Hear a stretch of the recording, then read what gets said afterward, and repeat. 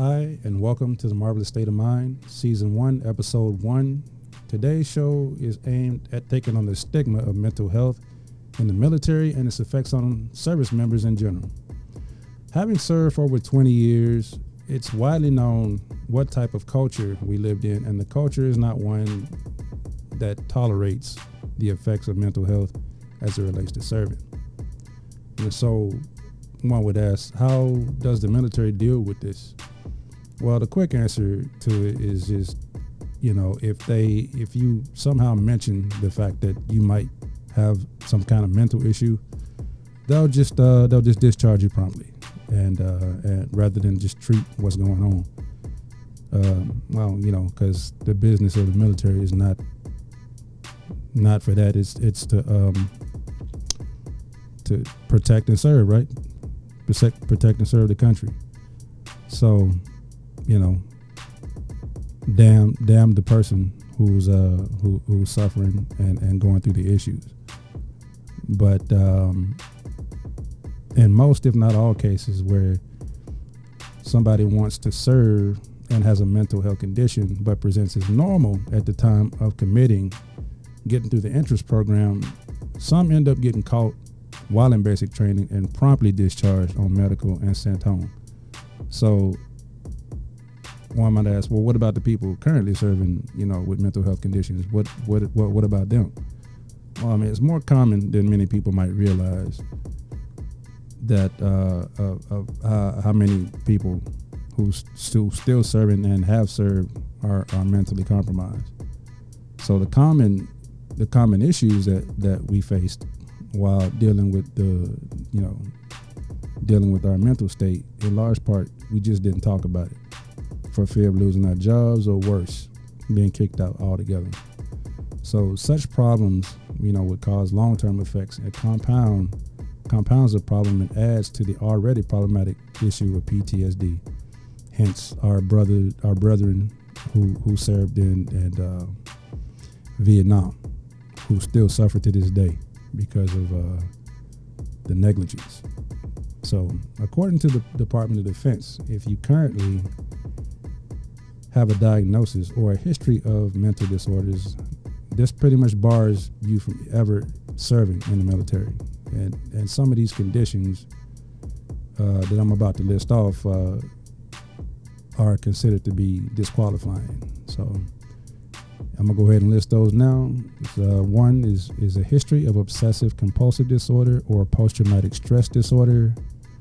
Another one is a history or current dissociative conversion or factitious disorder, depersonalization, hypochondriasis, somatoform disorder or pain disorder related to psychological factors, or a somatoform disorder. A history of an adjustment disorder within the last 6 months or recurring episodes of adjustment disorder. A history of, and forgive me for if I'm mispronouncing this, it's called paraphilias, like voyeurism or exhibitionism. Or if you have a history or current alcohol or drug abuse dependence, or if you've attempted to commit suicide or have suicidal behaviors. Those are conditions that would be considered disqualifying, and they'll just turn you away. So at the time of me reading this to you, there have been numerous studies conducted that suggest the risk to service members as a problem rather than disregard for the rules. So anyone who suffers from mental illness serving in the military often don't talk about it, in which way circumvents the regulation in the form of policy. So as far as screening applicants for mental illness, assessment tools used include like educational achievement, cognitive testing, cursory psychiatric evaluations. So today it seems that society as a whole is waking up to the fact that mental illness is a problem and now trying to address it. Not by policy, but as a local humanitarian issue And there are plenty of resources available to get assistance. And I highly encourage anyone suffering from some type of mental illness to seek help.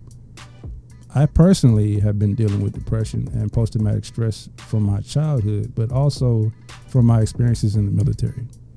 I still suffer from this and am receiving ongoing treatment for it. So I would talk about this more I'll talk about more about my experiences in later episodes, and I'll highlight very specific subjects related to my trauma.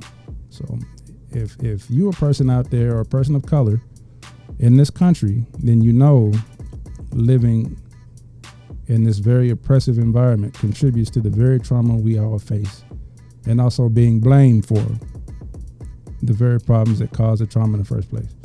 So clearly, it's a systemic issue and it must be dealt with accordingly. So I don't know how many people out there that deal with this problem, and I just want you to know that you aren't alone. There are plenty of us out here that are dealing with this problem, and especially a lot of us as people of color don't realize that we are even suffering from post-traumatic stress. And there is some literature out there that that goes a little bit more in depth as far as the trauma that we've experienced, not just through our own personal experiences, but through genetic makeup. And we'll talk more about epigenetics in later episodes. And we'll hope to get some guests to help elaborate more on that topic as we discussed. But I think that this would be a good thing to start a conversation around and maybe help folks seek help and get the treatment that they need. So I'll end this episode with some important information for people who are seeking help. If you are suffering, just know that you aren't alone. Like I said, there are resources available to all of us. If you find yourself in a position where you or someone you love is in need, reach out to the suicide hotline at 800-273-8255. And it's a 24/7 free confidential hotline, and they're there to support you. So I love you guys. Be safe. And this has been the first episode.